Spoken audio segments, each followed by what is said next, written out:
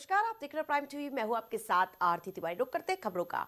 वंदे मातरम के 150 साल पूरे होने के मौके पर संसद में खास चर्चा शुरू हो चुकी है। सोमवार को लोकसभा में प्रधानमंत्री नरेंद्र मोदी ने इस चर्चा की शुरुआत की। अब मंगलवार को राज्यसभा में दोपहर 1 बजे से इस ऐतिहासिक गीत पर विशेष चर्चा होगी। बीजेपी की ओर से केंद्रीय गृह मंत्री अमित शाह चर्चा की शुरुआत करेंगे और बीजेपी के अध्यक्ष जेपी नड्डा इसका समापन करेंगे। इस चर्चा का खास उद्देश्य है देश की आजादी की लड़ाई में वंदे मातरम के महत्व को याद कराना और इसके अलावा आने वाली पीढ़ियों को इससे जोड़ना है।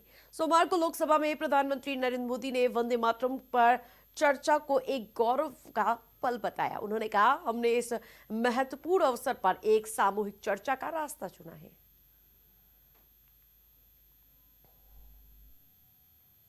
अध्यक्ष जी, वंदे मातरम ने भारत को स्वावलंबन का रास्ता भी दिखाया।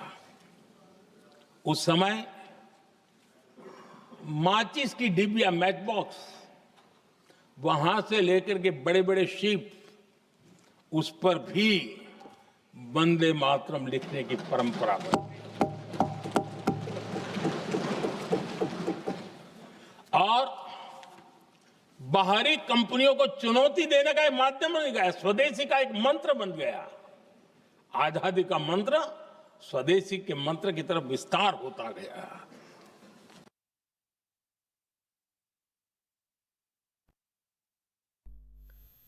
सीएम योगी का भी कार्यक्रम आज शेड्यूल हो गया। मुख्यमंत्री योगी आदित्यनाथ 2 दिवसीय दौरे पर गोरखपुर पहुंचे। सुबह करीब 11 बजे सीएम फर्टिलाइजर कैंपस पहुंचेंगे, जहां वे नवनिर्मित ऑडिटोरियम का उद्घाटन करेंगे।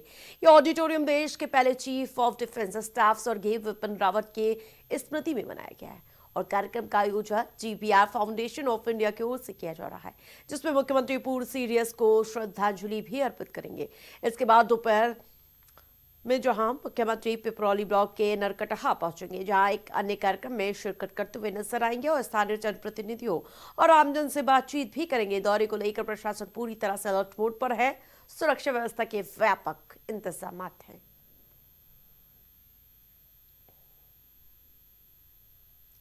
डिप्टी सीएम ब्रजेश पाठक आज 1 दिवसीय दौरे पर रायबरेली पहुंचे। उनके आगमन को लेकर पुलिस लाइन में हेलीपैड का निर्माण किया गया, जहां से वो सीधे पार्टी कार्यालय पहुंचेंगे और पार्टी कार्यालय में डिप्टी सीएम SIR को लेकर हम बैठक करेंगे, जिसमें संगठनात्मक कार्य और आगामी रणनीति पर चर्चा होगी। इस दौरान स्थानीय पदाधिकारियों और जनप्रतिनिधियों की भी मौजूदगी रहेगी और दौरे को देखते हुए प्रशासन और पुलिस पूरी तरह से मुस्तैद है। सुरक्षा के कड़े इंतजाम है। बैठक के बाद डिप्टी सीएम क्षेत्र के नेताओं से भी संवाद साध सकते हैं।